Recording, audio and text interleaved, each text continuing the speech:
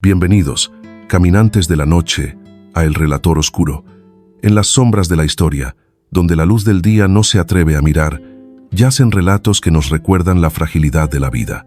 Hoy viajaremos a España, una tierra de sol y pasiones, pero también cuna de algunas de las mentes más retorcidas que han existido. Les contaré las historias de 5 individuos que, por ambición, locura o un insaciable deseo de poder, dejaron una estela de terror imborrable. 5 asesinos en serie cuyas leyendas negras aún susurran en los callejones más oscuros del país. Acompáñenme en este descenso a la oscuridad, pero anden con cuidado. Y si aún no lo han hecho, suscríbanse al canal y activen la campana. No querrán perderse en este laberinto solos. Madrid, año 2003.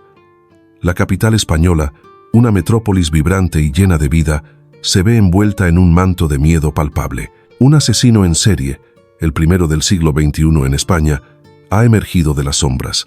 Actúa con una aleatoriedad que hiela la sangre y deja tras de sí una firma críptica, una carta de la baraja española. Lo llaman el asesino de la baraja, y su juego mortal está a punto de comenzar. Nuestro protagonista oscuro es Alfredo Galán Sotillo. Nacido en Puerto Llano, Ciudad Real, en 1978, tuvo una infancia y adolescencia sin grandes sobresaltos aparentes. Fue al alistarse en el ejército donde su vida tomó un giro. Se convirtió en cabo primero del Regimiento de Infantería Mecanizada, Asturias 31. Participó en 2 misiones humanitarias en Bosnia, entre 1998 y 2001. Pero el horror de la posguerra, la visión de la destrucción y la muerte dejaron una cicatriz invisible en su psique. Fue allí, en un mercado negro, inundado de armas, donde adquirió una pistola Tokarev TT-30 y 3 de fabricación checa por una suma irrisoria. No sabía entonces que ese pedazo de metal, comprado con el dinero que había ahorrado de sus dietas militares, se convertiría en la extensión de su odio. De vuelta en España, la vida civil se le hizo insostenible. Trabajó brevemente como guardia de seguridad en el aeropuerto de Barajas, pero su carácter se había vuelto agrio, introvertido y violento. El alcohol se convirtió en su refugio y en el catalizador de su ira. Se sentía un fracasado, un hombre incapaz de gestionar sus emociones, consumido por una neurosis que los psiquiatras del Hospital Militar Gómez Ulla no supieron calibrar, dándole el alta prematuramente. El 24 de enero de 2003, la neurosis de Galán encontró una vía de escape. En la calle Alonso Cano de Madrid, subió al domicilio de Juan Francisco Ledesma, un portero de 50 años. Lo eligió al azar. Le pidió un vaso de agua y cuando el hombre se dio la vuelta, le disparó en la nuca. Antes de irse, dejó sobre una mesa el as de copas. La policía, desconcertada, investigó el entorno de la víctima. No encontraron enemigos, ni deudas, ni nada que explicara esa ejecución. El naipe fue considerado un detalle sin importancia. Fue el primer y fatal error de la investigación. Una semana después, el 5 de febrero, la Tokarev volvió a sonar. Juan Carlos Martín, un limpiador de 28 años, esperaba el autobús en la Alameda de Osuna. Galán se le acercó y sin mediar palabra le descerrajó un tiro en la cara. La víctima cayó fulminada. Su cartera, con su documentación y su dinero, estaba intacta. El móvil no era el robo. Este asesino no buscaba un beneficio económico. Su recompensa era intangible, una mezcla de poder, notoriedad y liberación de su tormento interior. La policía seguía sin conectar los casos. Fue entonces cuando Galán cometió un error que casi le cuesta ser descubierto. La misma tarde del 5 de febrero, intentó asesinar a una joven en un portal de la calle Alejandro Jacomet. La pistola se encasquilló. La mujer gritó y él huyó. Pero poco después, esa misma noche, su sed no había sido saciada. Abordó a Miquel Jiménez, hijo del sindicalista de UGT Cecilio Jiménez, en Cotorruelo. Le disparó 3 veces. Sobrevivió de milagro. El pánico real se desató el 7 de marzo en Tres Cantos. Galán se topó con Santiago Eduardo Salas, de 27 años, y Anaíd Castillo, su pareja, de 29. Los acribilló a sangre fría. Santiago murió. Anahid sobrevivió haciéndose la muerta. Junto a los cuerpos, el asesino dejó el 2 y el 4 de copas. Ahora sí, la prensa y la policía ataron cabos. Había un asesino en serie suelto, y su firma eran los naipes. El asesino de la Baraja se convirtió en un titular nacional. La psicosis se apoderó de Madrid. La gente miraba con recelo en el metro, en las paradas de autobús. Cualquier hombre solo era un sospechoso. La presión sobre la policía era inmensa, y cometieron su segundo gran error. Basándose en un retrato robot, detuvieron a un joven llamado Francisco Javier, que trabajaba en el sector de la hostelería. Su cara estuvo en todos los telediarios. Pasó meses en prisión, sufriendo un calvario, mientras el verdadero asesino seguía libre. El coste de este error fue devastador, no solo en términos de reputación para la policía, sino en la vida de un inocente. El 18 de marzo, Galán volvió a matar. Sus víctimas fueron una pareja de rumanos, George y Diona Magda, en Arganda del Rey. Les disparó a través de la ventanilla de su coche. Junto a ellos dejó el 3 y el 7 de copas. La baraja se completaba de forma macabra, y entonces, el silencio. Durante meses, no hubo más ataques. El caso se enfriaba. Pero el 3 de julio de 2003, la historia dio un giro de guión inverosímil. Alfredo Galán Sotillo, el hombre más buscado de España, entró en la comisaría de su pueblo, Puerto Llano. Estaba bebido. «Soy el asesino de la Baraja», dijo. Los agentes, escépticos, estuvieron a punto de enviarlo a casa, pero Galán dio un detalle que solo el asesino podía conocer: la marca y el modelo exacto de la pistola, y sobre todo, dónde la había escondido. En el fondo del río Guadalquivir, a su paso por Córdoba. Los buzos de la Guardia Civil la encontraron. Era la prueba definitiva. Confesó sus crímenes con una frialdad pasmosa. Alegó que lo hacía para que no culparan a más inocentes, y porque una voz en su cabeza se lo ordenaba. Durante el juicio, se mostró apático, casi ausente. Fue condenado a 142 años y 3 meses de prisión. El juego macabro había terminado. La baraja estaba completa, y el hombre que la repartió, encerrado para siempre. Un hombre cuya mente, rota en una guerra lejana, encontró en el terror anónimo su única forma de existir. Nos sumergimos ahora en las brumas del tiempo, en la Barcelona de principios del siglo XX. Una ciudad dual, vibrante y en plena expansión industrial, pero con un corazón oscuro y miserable. Mientras la burguesía construía sus palacios modernistas en el Eixample, una multitud se hacinaba en la miseria del barrio chino, el hoy conocido como Raval, un laberinto de calles insalubres, pobreza endémica y desesperación. Y es en este escenario de contrastes extremos donde surge la figura de Enriqueta Martí y Ripollès, la mujer cuya historia se convertiría en la leyenda negra más espeluznante de la ciudad, la vampira de Barcelona. La narrativa que ha llegado hasta nuestros días, forjada en las rotativas de los periódicos más sensacionalistas de la época, nos presenta a Enriqueta como la encarnación del mal absoluto. Se la describió como una secuestradora, prostituta de niños y asesina en serie. Una bruja urbana que había encontrado en la inocencia infantil la materia prima para su abominable negocio. La acusación era escalofriante. Raptaba a los hijos de los pobres para crear remedios y cosméticos destinados a los ricos. Se decía que hervía sus pequeños cuerpos para extraer la grasa, que filtraba su sangre y que pulverizaba sus huesos. Con estos ingredientes elaboraba pócimas y ungüentos que prometían curar la tuberculosis, la enfermedad que diezmaba a la población, o devolver la juventud perdida a las damas de la alta sociedad. Era un comercio clandestino y macabro. La vida de un niño del Raval no tenía valor alguno, pero sus restos, procesados por las manos de Enriqueta, alcanzaban un precio desorbitado en los salones de la burguesía, un flujo de dinero manchado de sangre que conectaba los dos extremos de la pirámide social. El modus operandi que se le imputó era el de un depredador sigiloso. Enriqueta, una mujer de apariencia humilde y curtida por la vida, vagaba por las calles, identificando a sus presas. Niños que jugaban solos, que pedían limosna, invisibles para la mayoría. Con la promesa de un caramelo un trozo de pan o unas pocas monedas, los atraía a su cubil en el número 29 de la calle Ponent. Una vez allí, el destino de los pequeños quedaba sellado. La leyenda, alimentada por la prensa, hablaba de un piso de los horrores. Se publicaron descripciones detalladas de habitaciones sucias, de sacos llenos de huesos, de frascos con líquidos sanguinolentos y de un recetario donde supuestamente anotaba sus fórmulas infernales. La cifra de víctimas se disparó en la imaginación popular, llegando a hablarse de docenas. La caída de Enriqueta se produjo el 27 de febrero de 1912. No fue una brillante operación policial, sino la intervención de una ciudadana, Claudia Elías. Llevaba días observando en el balcón de Enriqueta a una niña con la cabeza rapada a la que identificó como Teresita Guitart, desaparecida semanas antes.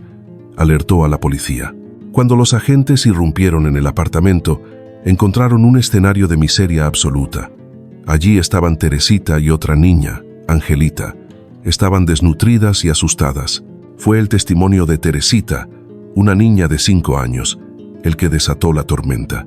Contó que Enriqueta había matado en esa misma habitación a otro niño, al que llamaba el Angelito, y que la obligaba a ayudarla a trocear el cuerpo. Esta confesión infantil fue la chispa que incendió la prensa. La vampira de Barcelona se convirtió en un titular que vendía miles de ejemplares. Los diarios competían por ofrecer los detalles más escabrosos, a menudo sin contrastar. Sin embargo, investigaciones históricas más recientes y rigurosas han puesto en duda gran parte de esta versión. La historiadora Elsa Plaza sostiene que Enriqueta fue, en gran medida, un chivo expiatorio. Era así, una mujer que vivía en los márgenes de la sociedad, que probablemente se dedicaba a la prostitución, a la mendicidad y al curanderismo. Es posible que tuviera problemas mentales. El secuestro de Teresita parece ser el único crimen fehacientemente probado. Los restos óseos encontrados en su piso podrían corresponder a tumbas profanadas de un cementerio cercano, una práctica no tan inusual en la época para obtener reliquias. Las pócimas serían simples remedios herbales. La prensa, en un momento de gran conflictividad social, habría creado un monstruo para distraer a la opinión pública y, por supuesto, para aumentar sus ganancias. Enriqueta Martí nunca llegó a ser juzgada. La verdad judicial sobre sus actos murió con ella. El 12 de mayo de 1913, falleció en la prisión de mujeres de Reina Amalia. La versión oficial habla de un cáncer de útero. La leyenda, mucho más morbosa, asegura que fue linchada por sus compañeras de celda, aterrorizadas y asqueadas por la naturaleza de los crímenes que se le imputaban. Su muerte prematura impidió separar el grano de la paja, la verdad de la ficción, y así la figura de Enriqueta quedó atrapada para siempre en el ámbar de su propia leyenda negra. Una leyenda que nos habla tanto de la posible maldad de una mujer como de la miseria de una época y del poder de los medios para construir monstruos a la carta. La vampira del Raval, real o no, sigue siendo el fantasma más persistente de Barcelona. Nos situamos ahora en Santander, a finales de la década de los 80. La capital cántabra, una ciudad elegante y tranquila, está a punto de descubrir que el horror puede tener el rostro de la normalidad. Durante casi un año, un depredador silencioso y metódico sembró el terror entre sus ciudadanas más vulnerables, las mujeres mayores que vivían solas. Su nombre era José Antonio Rodríguez Vega, un hombre de 30 años, casado, con un trabajo estable como calderero. Un vecino ejemplar que, al cruzar el umbral de sus víctimas, se transformaba en el monstruo que la crónica negra recordaría como el Mataviejas. Rodríguez Vega no era un asesino desorganizado, era un criminal calculador, un actor que interpretaba a la perfección su papel. Su modus operandi era una obra de teatro macabra basada en el engaño. Estudiaba a sus víctimas, seleccionando a mujeres de edad avanzada, viudas o solteras, que vivían de sus modestas pensiones. Se acercaba a ellas con una amabilidad estudiada y una excusa plausible. A veces era un técnico que venía a revisar la instalación del gas, otras, un vendedor ambulante de ollas o mantas. En ocasiones, simplemente un hombre servicial que se ofrecía a ayudar con una avería. Su apariencia pulcra y su don de gentes eran la llave que le franqueaba la entrada a los hogares que iba a convertir en escenarios de muerte. Sabía que para estas mujeres, cuya situación económica era a menudo precaria, la posibilidad de una reparación barata o de una compra a buen precio era una tentación difícil de rechazar. Una vez dentro, la máscara de amabilidad caía. Revelaba una violencia fría y desmedida. Primero, reducía a sus víctimas, mujeres que en muchos casos superaban los 80 años. Después, las agredía sexualmente con una brutalidad que desconcertó a los investigadores. La agresión sexual era una parte fundamental de su ritual, una forma de humillación y dominación absoluta. Finalmente, las asfixiaba. Utilizaba cojines, almohadas o sus propias manos, un método que a menudo no dejaba marcas visibles de estrangulamiento, lo que se convertiría en un gran obstáculo para la justicia. Tras consumar el crimen, registraba la casa metódicamente. Se llevaba joyas, pequeñas cantidades de dinero en efectivo, algún objeto de plata, relojes. No eran robos de gran envergadura. Las ganancias materiales eran secundarias. El verdadero botín para Rodríguez Vega era la experiencia completa, el engaño, la dominación, la violencia y el asesinato. La resolución del caso fue un verdadero quebradero de cabeza para la Guardia Civil. Entre agosto de 1987 y abril de 1988 se produjo una alarmante sucesión de muertes de ancianas en Santander. Inicialmente, muchas de ellas fueron certificadas como muertes naturales por parada cardiorrespiratoria. La avanzada edad de las víctimas y la ausencia de signos evidentes de violencia llevaban a esa conclusión. Sin embargo, la persistencia de un joven médico forense, el doctor Ángel Montero, fue crucial. A él le extrañó la epidemia de muertes súbitas en ancianas que vivían solas y en cuyos domicilios, posteriormente, los familiares echaban en falta objetos de valor. Comenzó a realizar autopsias más exhaustivas, descubriendo pequeños hematomas internos, signos de sofocación y restos biológicos que evidenciaban la agresión sexual. Estaba convencido de que un asesino en serie andaba suelto. La Guardia Civil, alertada por el forense, creó un equipo especial. Empezaron a revisar todos los casos de muertes de ancianas del último año. El patrón emergió con una claridad aterradora. Todas vivían solas, en un área geográfica muy delimitada, y en todas había habido un pequeño robo. Se elaboró un retrato robot gracias a una de sus potenciales víctimas, una mujer que desconfió de su labia y le cerró la puerta en las narices, pero que memorizó su rostro. La colaboración ciudadana fue vital. Los anticuarios y las tiendas de compraventa de oro de la región fueron alertados. La trampa estaba lista. La caída de El Mataviejas se produjo por un error de codicia.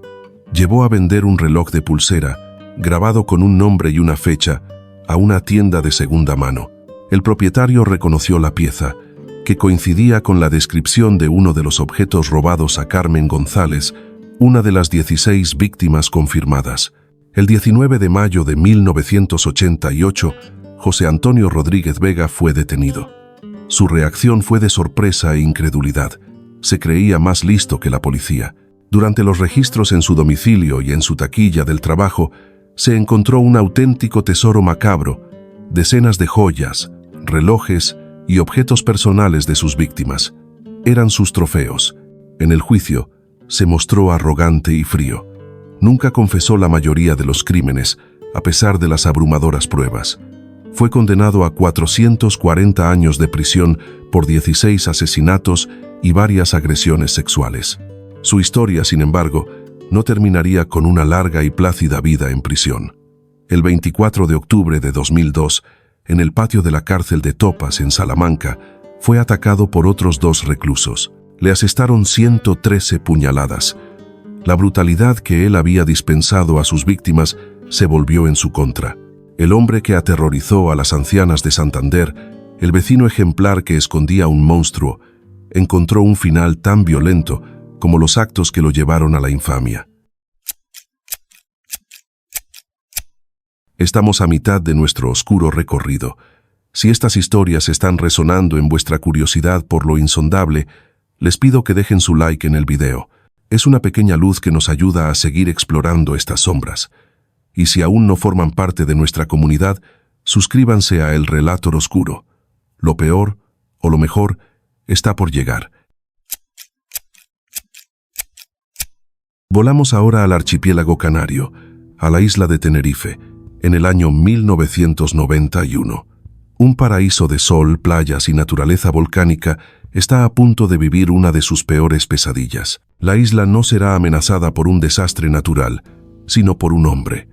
Un fugitivo que se convirtió en una leyenda de terror, un fantasma que acechaba desde las montañas. Su nombre era Dámaso Rodríguez Martín, pero la memoria colectiva lo inmortalizaría con un apodo que evocaba misterio y pavor: el brujo. Dámaso, conocido como el Dasi entre sus allegados, no era un asesino en serie al uso, con un ritual y una firma. Era un delincuente curtido, un hombre violento, con un largo historial de robos y atracos que lo habían llevado a pasar largas temporadas en prisión. Su historia de infamia comienza el 19 de enero de 1991, cuando, disfrutando de un permiso penitenciario de la cárcel de Tenerife II, decide no regresar. La libertad, para él, era un estado salvaje y estaba dispuesto a todo para conservarla. Se convirtió en un fugitivo, un proscrito. Su refugio y su reino fue el macizo de Anaga, una intrincada red de barrancos, bosques de laurisilva y caseríos aislados en el noreste de la isla. Un terreno que conocía a la perfección desde niño. Allí, Dámaso se sentía intocable. Su modus operandi era el de la supervivencia depredadora. Asaltaba casas de campo, robaba en pequeñas tiendas y amenazaba a los agricultores para conseguir comida y algo de dinero. Pero su peligrosidad escaló a un nivel aterrador el 9 de febrero. En la zona de la orilla, en Tegueste, se encontró con una pareja de turistas alemanes, Karl y Gudrun, que estaban haciendo senderismo. Los asesinó a sangre fría para robarles. Se llevó su coche, su cámara de fotos y el poco capital que llevaban encima. El crimen fue un punto de inflexión. Dámaso ya no era solo un fugitivo, era un asesino. Poco después, su historial de violencia se amplió con la agresión sexual a una joven en la misma zona. La noticia de los asesinatos desató la alarma, pero fue la coincidencia con la celebración del Carnaval de Santa Cruz de Tenerife lo que provocó una auténtica psicosis colectiva. El carnaval chicharrero es una explosión de vida, color y libertad, pero ese año una sombra se cernía sobre la fiesta. El rumor, alimentado por una prensa en ebullición, se extendió como la pólvora. El brujo bajaría de las montañas, se disfrazaría de mascarita y se mezclaría entre la multitud para seguir matando. El miedo se hizo tangible. Las calles, que debían ser un hervidero de alegría, presentaban un aspecto extraño. Había música y disfraces, sí, pero también un número sin precedentes de policías y guardias civiles, muchos de ellos camuflados entre la gente. Se miraba con desconfianza al que llevaba el rostro cubierto. La fiesta más importante de la isla, un motor económico fundamental para el turismo, estaba herida de muerte por el miedo a un solo hombre. La casa de El Brujo se convirtió en la mayor operación policial de la historia de Canarias. Más de 300 agentes de la Guardia Civil, con helicópteros y perros de rastreo, peinaron sin descanso los 15 hectáreas del macizo de Anaga. Pero Dámaso parecía un espectro. Se movía por senderos que solo él conocía, dormía en cuevas, se alimentaba de lo que encontraba. Su leyenda crecía cada día. Los medios lo llamaron El Brujo por su increíble habilidad para evaporarse, para estar en todas partes y en ninguna. Se decía que los pastores y algunos vecinos, por miedo o por una extraña lealtad, lo ayudaban, dándole cobijo e información. Durante 51 días, Dámaso Rodríguez Martín fue el hombre más buscado de España. La presión sobre el gobierno y las fuerzas de seguridad era enorme. La imagen de la isla como un destino turístico seguro estaba en juego. Finalmente, el 11 de marzo de 1991, la suerte del fugitivo se agotó. Una confidencia ciudadana situó a El Brujo en el caserío de El Batán, cerca de una casa que pertenecía a un familiar suyo. Un operativo especial de la Unidad Antiterrorista Rural de la Guardia Civil rodeó la zona. Lo vieron salir de la casa y le dieron el alto. «Alto a la Guardia Civil», La respuesta de Dámaso no fue la rendición. Abrió fuego con su escopeta de cañones recortados. Se desató un intenso tiroteo. Viéndose acorralado, sin escapatoria posible, el brujo tomó su última y definitiva decisión. Apoyó el cañón de su arma bajo su barbilla y apretó el gatillo. El hombre que había aterrorizado a una isla entera prefirió la muerte a volver a una celda. Su suicidio puso fin a la persecución, pero dio inicio al mito. Un mito que aún hoy se cuenta en los senderos de Anaga, la historia de un hombre que se convirtió en bestia y convirtió el paraíso en su infierno particular. Concluimos nuestro oscuro viaje en la España contemporánea, en una era definida por la interconexión digital y las relaciones efímeras. Pero la tecnología, que nos acerca, también crea nuevos y aterradores cotos de caza para depredadores de un nuevo cuño. En Valencia, entre 2018 y 2019, un hombre utilizó el anonimato de la red y la intimidad de un encuentro sexual para convertirse en juez, jurado y verdugo. Su nombre es Jorge Ignacio Palma, un asesino en serie cuya arma no fue un cuchillo ni una pistola, sino una sustancia química y una depravación sin límites. Nacido en Colombia, Palma llegó a España con un historial delictivo por narcotráfico. Era un hombre con una doble vida. De cara al público, intentaba mantener una apariencia de normalidad. En la sombra, desarrollaba una parafilia mortal. Su modus operandi era escalofriantemente metódico y se repetía como un guión macabro. Utilizaba portales de Internet para contactar con mujeres, en su mayoría prostitutas, concertando citas en sus domicilios o en casas que él alquilaba. Sabía que la vulnerabilidad y el estigma que a menudo rodean a las trabajadoras del sexo las convertían en las víctimas perfectas, mujeres cuyas desapariciones o muertes podrían pasar desapercibidas o no ser investigadas con el mismo celo. Durante el encuentro, y tras haberse ganado su confianza, proponía una práctica sexual que él denominaba fiesta blanca. Consistía en introducir cocaína de altísima pureza, a menudo en forma de rocas, en los genitales de la mujer. Lo presentaba como una forma de potenciar el placer. Era una mentira. Lo hacía sin el consentimiento pleno e informado de sus víctimas sobre la cantidad y la peligrosidad de la dosis. El resultado era una absorción masiva y fulminante de la droga a través de las mucosas, provocando una sobredosis letal en cuestión de minutos. Su móvil no era el robo. De hecho, él sufragaba los encuentros y el coste de la droga, invirtiendo considerables sumas de dinero en su ritual. Su verdadera recompensa era el poder absoluto, la contemplación del último aliento de sus víctimas, un acto de dominación y sadismo extremo en el que la vida humana era reducida a un mero instrumento para su gratificación. La investigación que finalmente lo desenmascaró comenzó con la desaparición de Marta Calvo, una joven de 25 años, el 7 de noviembre de 2019. Antes de reunirse con Palma en la localidad de Manuel, Marta, precavida, envió a su madre su ubicación por WhatsApp. Fue su salvavidas póstumo y la pieza clave que guiaría a la Guardia Civil.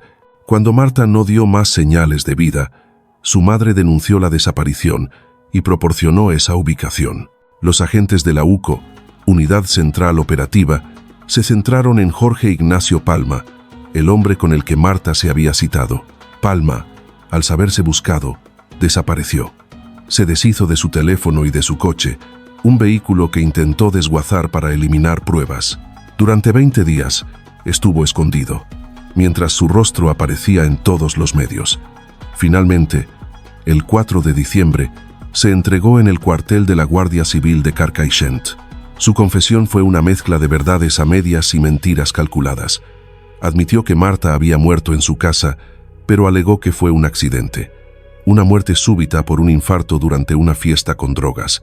Dijo que, aterrado, decidió descuartizar el cadáver y arrojar las partes en varios contenedores de basura de la comarca. A día de hoy, el cuerpo de Marta Calvo sigue sin aparecer, un tormento añadido para su familia, que no ha podido darle sepultura. El costo emocional y los recursos invertidos en su búsqueda han sido incalculables. La confesión, lejos de cerrar el caso, lo abrió de par en par. Los investigadores no creyeron su versión del accidente. Empezaron a revisar casos anteriores de muertes de prostitutas por sobredosis en la Comunidad Valenciana. y el patrón emergió con una claridad espantosa. Conectaron a Palma con la muerte de Arlene Ramos en marzo de 2019 y de Lady Marcela Vargas en junio de 2019. Ambas habían muerto en circunstancias idénticas a las descritas, un encuentro con él y una sobredosis masiva de cocaína. Pero había más. La investigación sacó a la luz a otras 8 mujeres que habían sobrevivido a sus fiestas blancas. Sus testimonios fueron cruciales. Todas relataron el mismo modus operandi, la insistencia de Palma en introducirles la droga y el terror que sintieron. Se habían salvado por pura suerte. El juicio, celebrado en 2022, fue un hito en la crónica negra española. La fiscalía se enfrentaba al reto de probar el dolo, la intención de matar, en un método de asesinato sin precedentes. Se argumentó que Palma, por su experiencia como narcotraficante, conocía perfectamente la letalidad de la cocaína en esas cantidades y por esa vía de administración. Se le acusó de asesinato con alevosía, actuando sobre seguro, con la víctima indefensa, y ensañamiento, aumentando inhumanamente su dolor. Fue declarado culpable del asesinato de Marta, Arlene y Lady Marcela, y de otros 8 en grado de tentativa. La sentencia fue de 159 años y 11 meses de cárcel.